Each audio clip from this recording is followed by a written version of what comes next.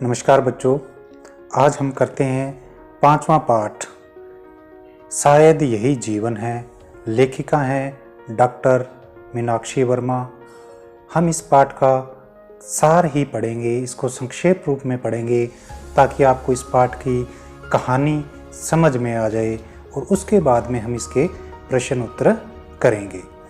तो इस पाठ में लेखिका जीवन की परिवर्तनशीलता के बारे में जिक्र करती है कि यह जो जीवन है वो परिवर्तनशील है और परिवर्तनशीलता के अंदर ही जीवन समाहित है।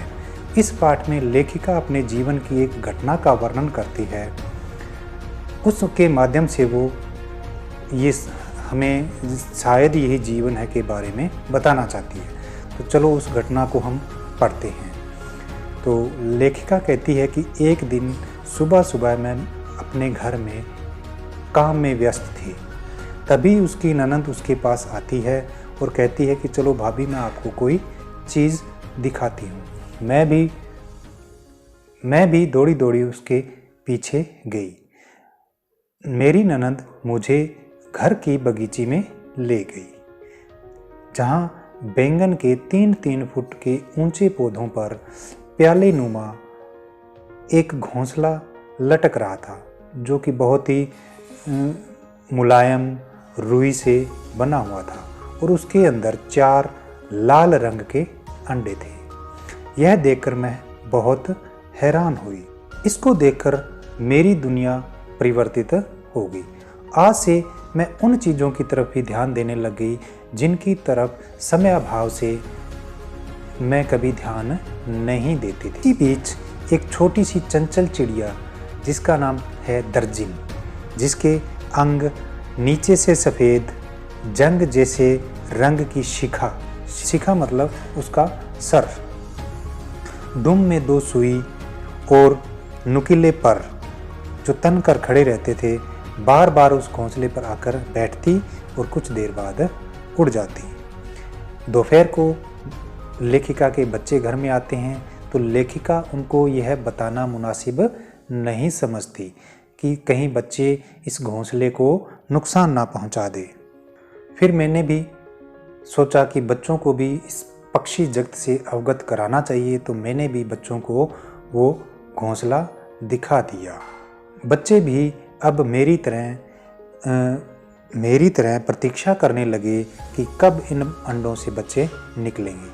इसी तरह धीरे धीरे करते 10-11 दिन निकल गए।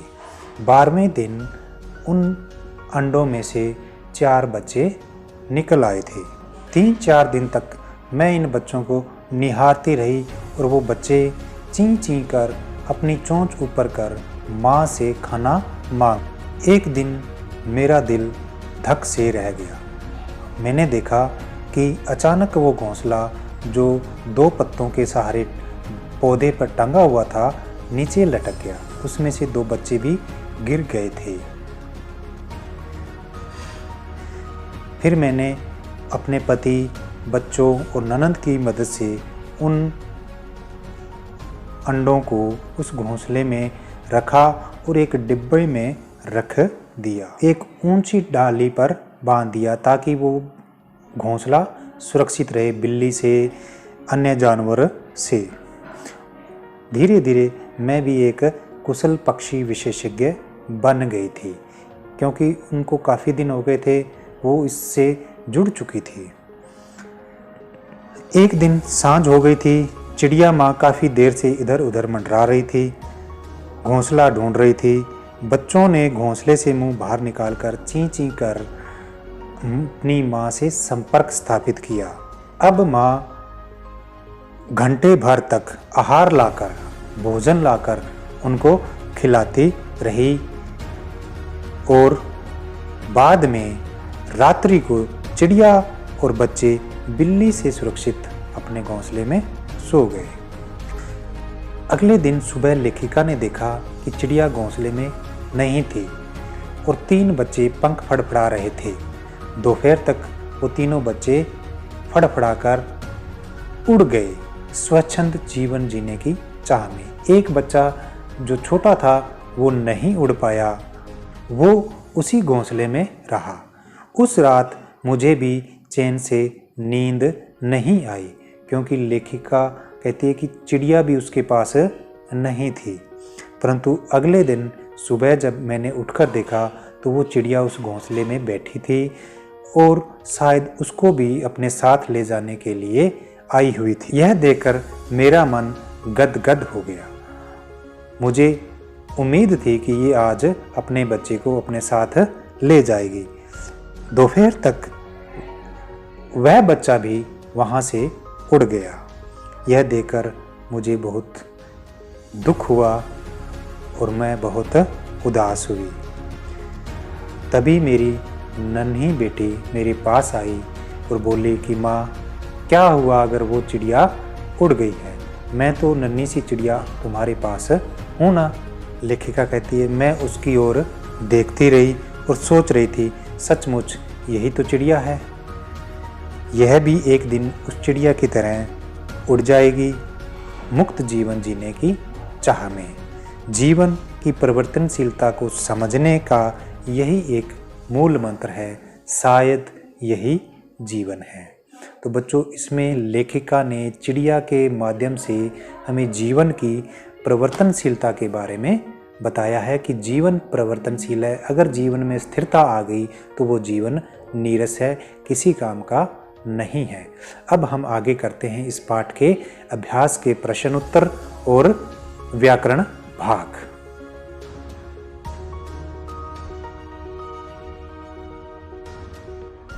प्रश्न 1, लेखिका ने आंगन में क्या देखा? उत्तर, लेखिका ने आंगन में चिड़िया का घोंसला देखा। अगला प्रश्न, चिड़िया का रंग रूप कैसा था? उत्तर, चिड़िया का रंग जैतूनी हरा, नीचे के अंग सफ़ेद, जंग जैसे रंग की शिखा थी। चिड़िया के कितने बच्चे थे? चिड़िया के 4 बच्चे थे। अगला प्रश्न है, बच्चे भोजन की मांग किस प्रकार करते थे? उत्तर, बच्चे अपनी खुली चोंच बार बार ऊपर की तरफ उठाकर भोजन की मांग करते थे। 5वां प्रश्न है, घोंसला नीचे मिट्टी में कैसे गिर गया? उत्तर, घोंसलों में जुड़े 2 पत्तों में से एक पत्ते के टूट जाने के कारण घोंसला नीचे मिट्टी में गिर गया। 6वां प्रश्न, लेखिका ने घोंसले को ऊपर की टहनी पर बांधने का निश्चय क्यों किया? उत्तर, बिल्ली के भय तथा उसके हमले से बचने के लिए लेखिका ने घोंसले को ऊपर की टहनी पर बांधने का निश्चय किया। 7वां प्रश्न, बच्चे अपनी मां से संपर्क कैसे स्थापित करते थे? उत्तर, बच्चे घोंसले से मुंह बाहर निकालकर चीं चीं की आवाज़ निकालकर अपनी मां से संपर्क स्थापित करते थे। अगला प्रश्न है, 3 बच्चे मुक्त हो गए थे परंतु चौथा बच्चा क्यों नहीं मुक्त हो पाया?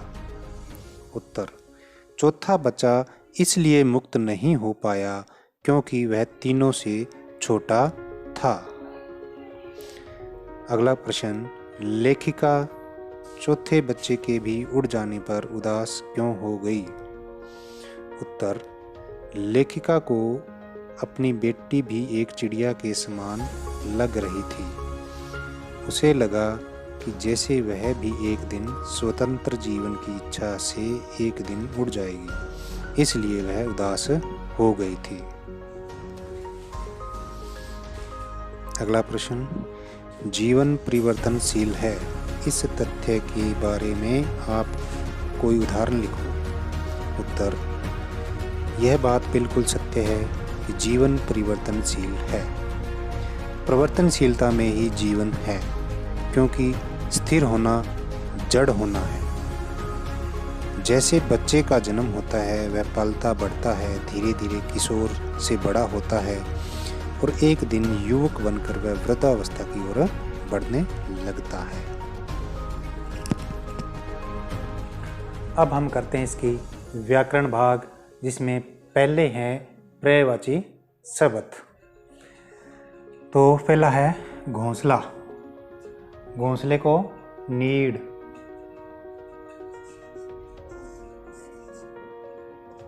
घरौंदा,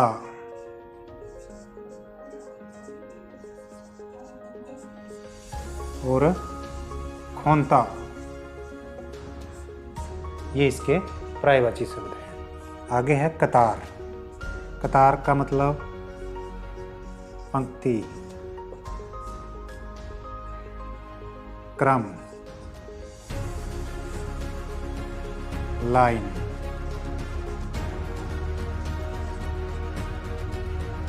आगे है पक्षी।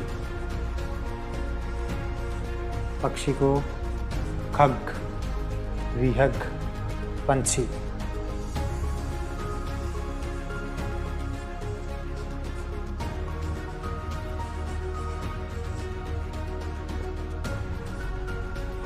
चाह, चाह,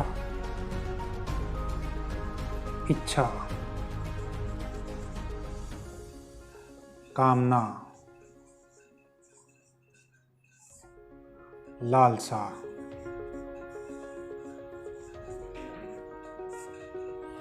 फूल, पुष्प, सुमन। शाखा, शाखा का टहनी, लता,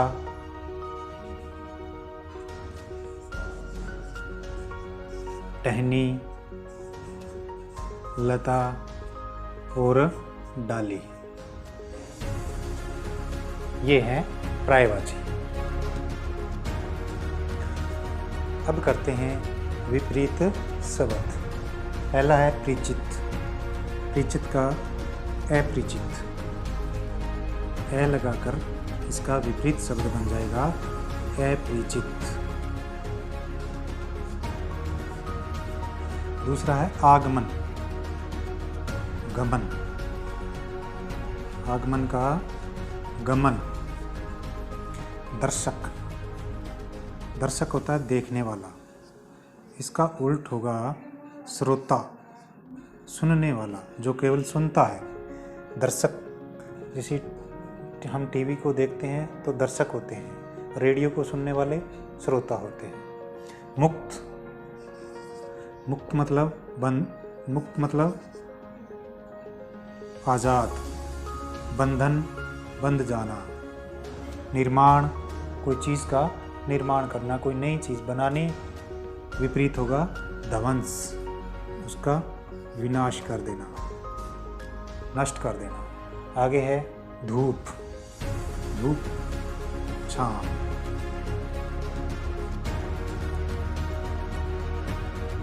उपलब्ध, अनुपलब्ध, अनुपलब्ध।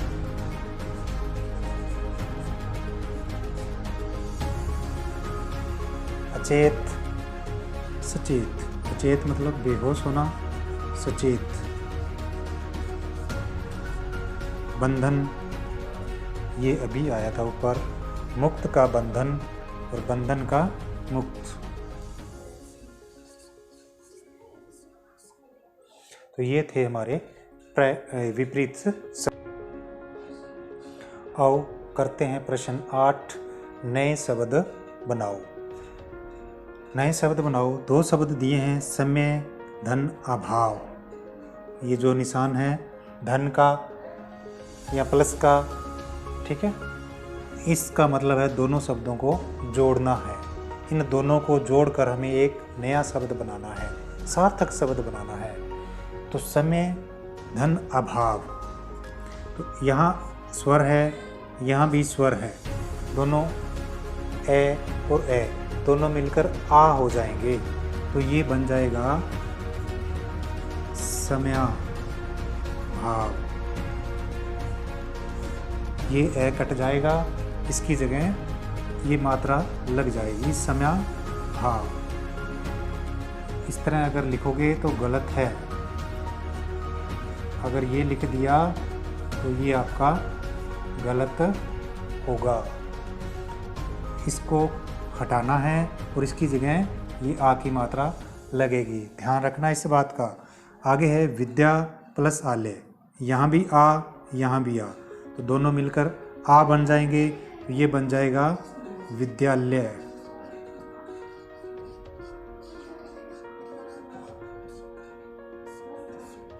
विद्यालय।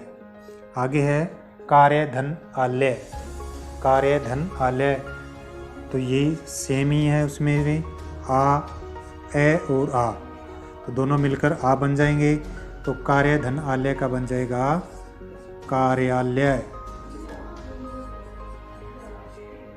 कार्यालय। आगे परिवर्तनशील, ये दोनों सार्थक शब्द हैं, इसमें कुछ भी नहीं करना चेंज, दोनों को सीधा ही लिखना है परिवर्तनशील,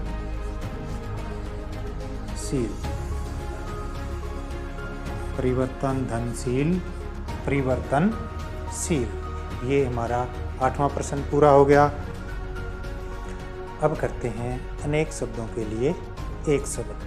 हमें एक वाक्य दिया गया है, उस वाक्य के लिए एक सार्थक शब्द का चुनाव करके लिखना है।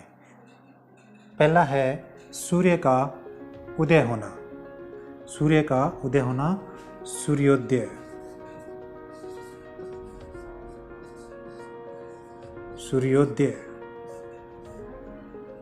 दूसरा है देखने वाला, थोड़ी देर पहले ही किया था, देखने वाला दर्शक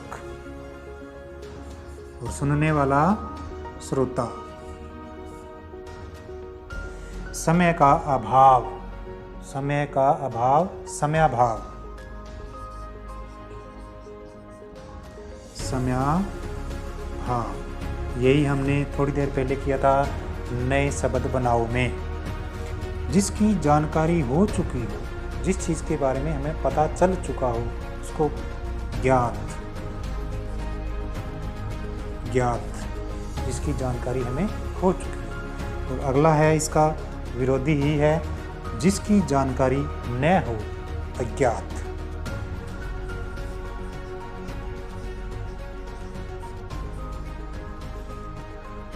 आगे पक्षी जगत की जानकारी रखने वाला, पक्षीविद, पक्षीविद।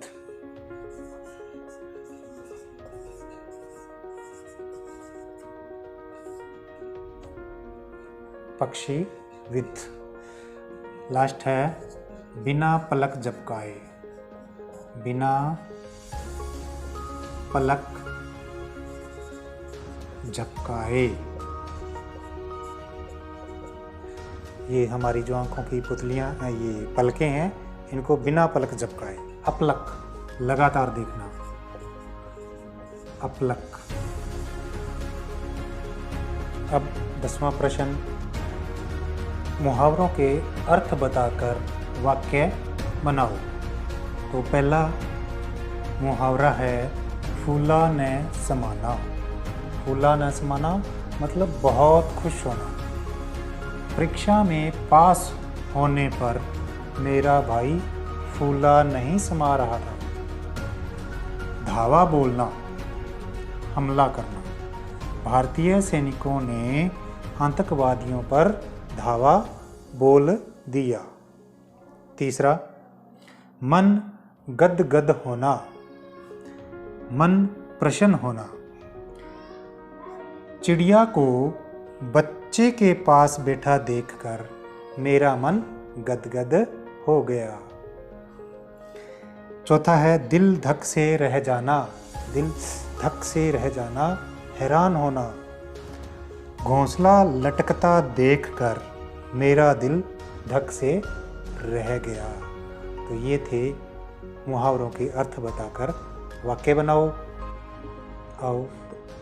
आओ अगला प्रश्न करते हैं। संज्ञा शब्दों के लिए सही विशेषण शब्द चुनें। ये सारे संज्ञा शब्द दिए गए हैं, इनके लिए हमें इनमें से सही विशेषण शब्द चुनकर इनके आगे लिखने हैं।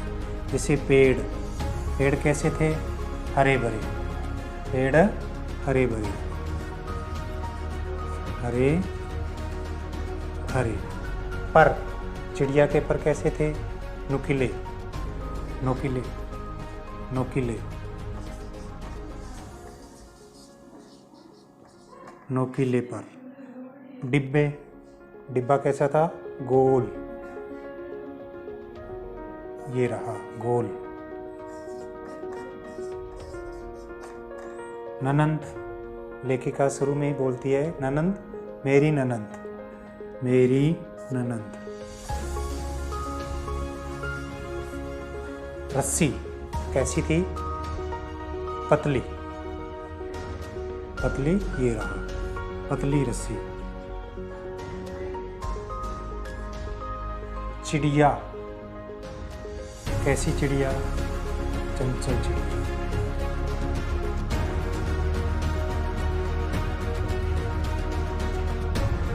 डाली, ऊंची डाली।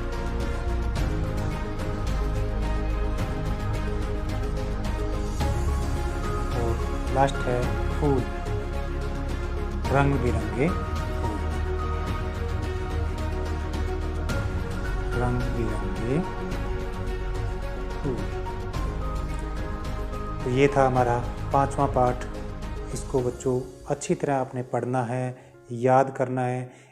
इस वीडियो को अधिक से अधिक देखना है ताकि इस पाठ में आपके कोई कमी ना रहे। और हाँ, अगर मेरी तरफ से कोई कमी है तो मुझे कमेंट बॉक्स में ज़रूर बताना। धन्यवाद।